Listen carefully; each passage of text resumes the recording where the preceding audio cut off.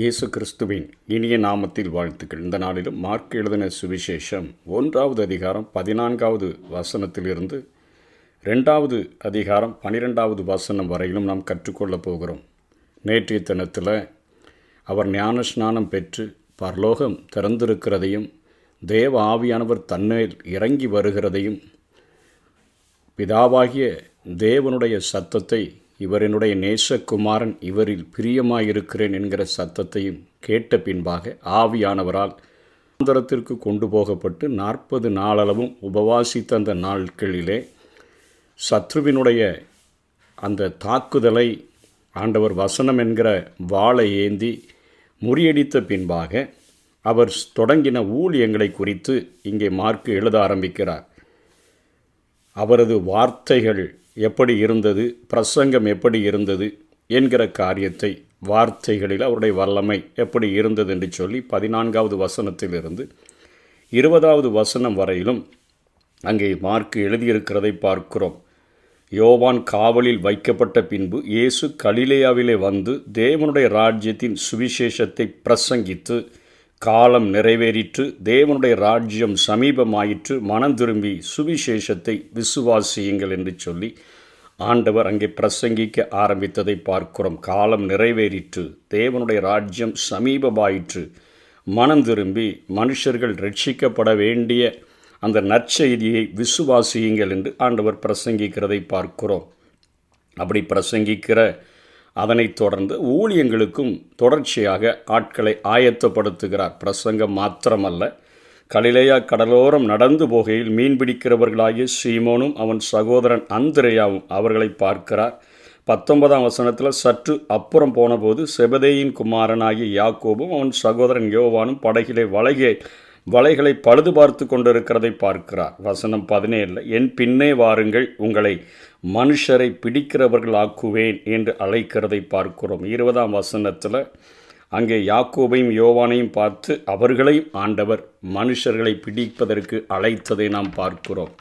ஆண்டவருடைய வார்த்தைகள் அங்கே ஆணித்தரமாக தேவனுடைய ராஜ்யத்தை குறித்து பிரசங்கித்தது மாத்திரமல்ல, பூமிக்குரியவைகளை அல்ல மேலானவைகளையே நாடுங்கள், வரப்போகிற அந்த காரியத்தை நாம் நாட வேண்டும், நம்முடைய குடியிருப்போ பரலோகத்தில் இருக்கிறது என்கிற கருத்துக்களை உள்ளடக்கிய வார்த்தைகளை பேசின ஆண்டவர் தன்னுடைய ஊழியங்களை நிறைவேற்றும்படியாக அங்கே ஆட்களையும் ஆண்டவர் ஏற்படுத்துகிறதை நாம் பார்க்கிறோம். நம்முடைய வாழ்க்கையிலும் பரலோக ராஜ்யத்தினுடைய காரியங்களை பிரசங்கிக்கிறவர்களாய் மாத்திரமல்ல, அநேகரை ஆண்டவருக்காக எழுப்பி ஆண்டவருக்காக பணி செய்கிறவர்களாக, ஆட்களை பிடிக்கிறவர்களாக, மனுஷர்களை ஆண்டவருக்கென்று ஆதாயப்படுத்துகிறவர்களாக நாம் உருவாக்க வேண்டும் என்று சொல்லி ஆண்டவருடைய வாழ்க்கையிலிருந்து நாம் கற்றுக்கொள்ள முடியும். அதனைத் தொடர்ந்து அவரது வல்லமையானது எதிலெல்லாம் செயல்பட்டது என்று சொல்லி இங்கே 2 காரியங்களை மாத்திரம் இந்த நாளிலே பார்க்க போகிறோம். சாத்தானின் மேல் அவரது வல்லமை. முதல்ல இங்கே உலகத்தின் அதிபதியாக சத்ரு இயேசு கிறிஸ்துவின் நாட்களில் இருந்தபடியினாலே ஆண்டவர் அவன் மேலே தன்னுடைய அதிகாரத்தை செலுத்துகிறதை இங்கே மார்க்கு தெளிவாக எழுதியிருக்கிறதை பார்க்கிறோம். 23ஆம் வசனத்திலிருந்து நாம் தொடர்ச்சியாக 27ஆம் வசனம் வரையிலும் பார்க்கும் பொழுது ஜெப ஆலயத்தில் ஒரு அசுத்த ஆவி உள்ள மனுஷன் இருந்து கொண்டிருக்கிறான். ஜெப ஆலயத்தில் ஆண்டவர் பிரசங்கிக்க போகும்பொழுது ஜெப ஆலயத்திலேயே அசுத்த ஆவி உள்ள ஒரு மனுஷன் இருக்கிறான். அவன் அங்கே ஆண்டவரை பார்த்து நான் உம்மை யாரென்று அறிவேன் என்று சொல்லியெல்லாம் சத்தம் போட்டு நீர் தேவனுடைய பரிசுத்தர் என்று சத்தமிடுகிறான். இயேசு நீ பேசாமல் இவனை விட்டு புறப்பட்டு போ என்று அதை அதட்டினார். உடனே அந்த அசுத்தாவி அவனை அலக்களித்து மிகுந்த சத்தமிட்டு அவனை விட்டு புறப்பட்டு போய்விட்டது என்று பார்க்கிறோம். அதட்டினார். அங்கே சத்ருவினுடைய அந்த வல்லமையின் மேலே ஒரு அதிகாரமுடையதை ஆண்டவர் அங்கே வெளிப்படுத்துகிறதை பார்க்கிறோம். சத்ருவின் மேலே ஒரு அதிகாரம், சாத்தானின் மேல் அவருடைய வல்லமையை ஆண்டவர் அங்கே வெளிப்படுத்துகிறார். எல்லாரும் ஆச்சரியப்பட்டு இவர் அதிகாரத்தோடு அசுத்த ஆவிகளுக்கும் கட்டளையிடுகிறார், அவைகள் இவருக்கு கீழ்ப்படுகிறதே என்று தங்களுக்குள்ளே ஒருவரோடு ஒருவர் சொல்லி கொண்டார்கள் என்று பார்க்கிறோம். 32ஆம் வசனத்தில் சாயங்காலமாகி சூரியன் அஸ்தமித்த போது சகல பிணியாளிகளையும் பிசாசு பிடித்தவர்களையும் அவரிடத்தில் கொண்டு வந்தார்கள். 34வது வசனம் அநேகம் பிசாசுகளையும் துரத்திவிட்டார். பிசாசுகள் தம்மை அறிந்திருந்தபடியினால் அவைகள் பேசுகிறதற்கு அவர் இடம் கொடுக்கவில்லை.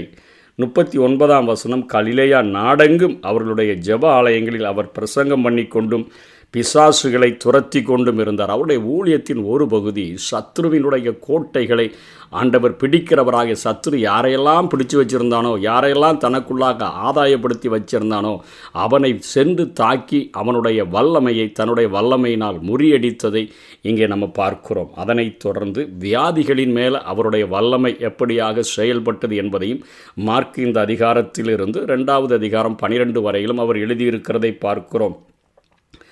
இயேசு யாக்கோபோடும் யோவானோடும் கூட அவர் சீமோன் அந்திரேயா என்பவர்களுடைய வீட்டில் பிரவேசிக்கிறார். அதாவது பேதுருவினுடைய வீட்டுக்கு வருகிறார்.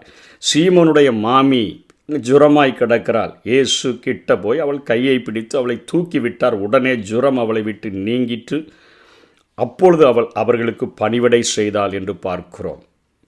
அந்த படுத்து கிடந்த ஜுரத்தில் கிடந்த மகளை கையை பிடிச்சி தூக்கி விட்ட உடனே அவளுடைய ஜுரம் நீங்கினதை பார்க்கிறோம். 32ஆம் வசனத்தில் சகல பிஞ்ஞானிகளையும் என்று பார்க்கிறோம். 34ஆம் வசனத்தில் பலவிதமான வியாதிகளில் உபத்திரவப்பட்டிருந்த அநேகரை அவர் சொஸ்தமாக்கி அவருடைய ஊழிய பாதையில் சத்ருவினுடைய வல்லமையை அவனுடைய அதிகாரத்தை ஆண்டவர் உரிந்து கொண்டு வெளியரங்கமான கோலமாக்கும்படியாய் வந்தபடினால் அவருடைய ஊழியத்தில் ஆரம்பத்திலிருந்தே சத்ருவின் அந்த கோட்டைகளை ஆண்டவர் தகர்க்கிறதை பார்க்கிறோம். அதனைத் தொடர்ந்து வியாதியினுடைய காரியங்களை ஆண்டவர் முறியடிக்கிறதை பார்க்கிறோம். 40ஆம் வசனத்திலிருந்து 45வது வசனம் இந்த அதிகாரம் முடிகிற வரையில் ஒரு குஷ்டரோகியை குறித்து அங்கே பார்க்கிறோம். குஷ்டரோகி ஆண்டவரிடத்தில் முழங்கால் படியிட்டு உமக்கு சித்தமானால் என்னை சுத்தமாக்க உம்மால் ஆகும் என்று வேண்டிக் கொண்டான். இயேசு மனதுருகி கையை நீட்டி அவனை தொட்டு எனக்கு சித்தம் உண்டு சுத்தமாக என்றார். இப்படி அவர் சொன்ன உடனே குஷ்டரோகம் அவனை விட்டு நீங்கிற்று, அவன் சுத்தமான. எல்லாவற்றிலும் மார்க்கு உடனே என்கிற வார்த்தையை இங்கே பயன்படுத்துகிறதை பார்க்கிறோம். ஆண்டவர் அந்த குஷ்டரோகி சுகமான உடனே அவனை பார்த்து சொல்கிறார், ஒருவருக்கும் சொல்லாத, ஆனாலும் அவர்களுக்கு ஒரு காரியம் இருக்கிறது. நீ போய் ஆசாரியனுக்கு உன்னை காண்பித்து நீ சுத்தமானதை நிமித்தம் மோசே கட்டளையிட்டிருக்கிறவைகளை அவர்களுக்கு சாட்சியாக செலுத்து என்று கண்டிப்பாய் சொல்லி உடனே அவனை அனுப்பிவிட்டார். 45ஆம் வசனத்தில் அவனோ புறப்பட்டு போய் இந்த சந்ததி எங்கும் விளங்கும்படியாக பிரசித்தம் பண்ண தொடங்கினான் என்று பார்க்கிறோம். இதனால் அவருடைய கீர்த்தி எல்லா பக்கமும் பரவிற்று. 2ஆம் அதிகாரத்தில் 1லிருந்து 12 வரை இன்னொரு காரியத்தை அங்கே கூட்டை வர நெருக்கி கொண்டிருக்கிற அந்த நேரத்தில் ஒரு திமிர்வாதக்காரனை தூக்கிட்டு வர்றாங்க 4 பேர். எப்படியாவது இயேசுவினிடத்தில் நெருக்கி கொண்டு போயிடணும்னு பார்த்தா அவரை பார்க்கவே முடியல. வாசல்லே அவ்வளோ கூட்டம். அதனால் மேற்கூரையை திறப்பாக்கி வீட்டின் கூரையை பிரித்து திமிர்வாதக்காரன் கிடக்கிற படுக்கையை இறக்குகிறார்கள். அவர்கள் விசுவாசத்தை கண்டவுடனே இயேசு சொல்லுகிறார், மகனே உன் பாவங்கள் உனக்கு மன்னிக்கப்பட்டது என்றார். வேதபாரகர் அங்கே கொஞ்சம் பேர் இருக்காங்க. அவங்க சொல்கிறாங்க, இவர் என்ன தேவதூஷனும் சொல்லுகிறார், தேவன் ஒருவர் தவிர பாவங்களை மன்னிக்கத்தக்கவன் யார் என்று தங்களுடைய இருதயங்களில் தான் சிந்தித்து கொண்டு இருக்கிறாங்க. தம்முடைய ஆவியினால் இயேசு அந்த காரியங்களை அறிந்து உங்கள் இருதயங்களில் இப்படி சிந்திக்கிறதென உன் பாவங்கள் உனக்கு மன்னிக்கப்பட்டது என்று சொல்லுவதோ படுக்கையை எடுத்துக்கொண்டு நடவென்று சொல்வதோ எது எளிது என்று கேட்டுட்டு அவனை பார்த்து காரனை பார்த்து சொல்ல, உன் படுக்கையை எடுத்துக்கொண்டு உன் வீட்டுக்கு போய் என்று உனக்கு சொல்லுகிறேன் என்றார். உடனே அவன் எழுந்து தன் படுக்கையை எடுத்துக்கொண்டு எல்லாருக்கும் முன்பாக போனான். அவர்கள் எல்லாரும் பார்க்குறாங்க, ஒரு காலம் இப்படி கண்டதில்லை என்று சொல்லி ஜனங்கள் எல்லாரும் தேவனை மகிமைப்படுத்தினதை பார்க்கிறோம். அவருடைய பிரசங்கத்தில் வல்லமை பிரசங்கிக்கிறார். காலம் சமீபமாயிற்று என்று பிரசங்கிக்கிறார். அதனைத் தொடர்ந்து ஆட்களை தன்னுடைய ஊழியத்திற்கென்று ஆயத்தப்படுத்துகிற காரியங்களை பார்க்கிறோம்.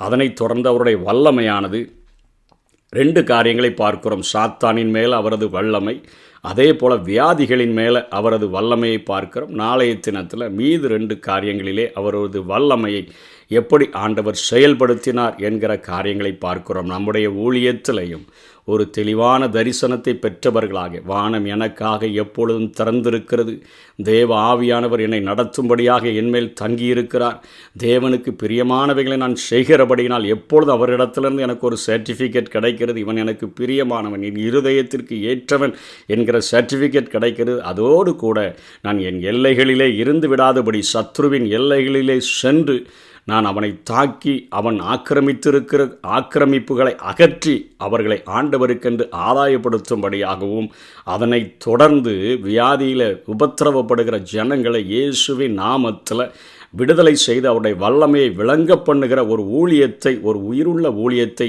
செய்யும்படியாகவும் நான் வாஞ்சிக்கிறேன் என்று சொல்லி ஒவ்வொருவரும் இந்த காரியத்தை நாம் கடைபிடிப்போம். கர்த்தர் தாமே நம்மை ஆசீர்வதிப்பாராக.